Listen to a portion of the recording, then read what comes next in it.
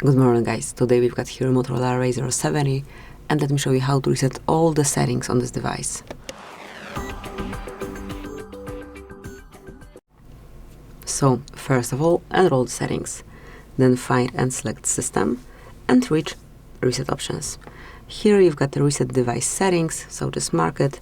And now if you truly want to reset all device settings and go back to your phone's original settings, just tap on Reset, provide your lock screen pattern, PIN code, password, whatever you use, then confirm that you want to reset device settings. Just remember that it cannot be undone, so you have to be sure and just wait till it's done.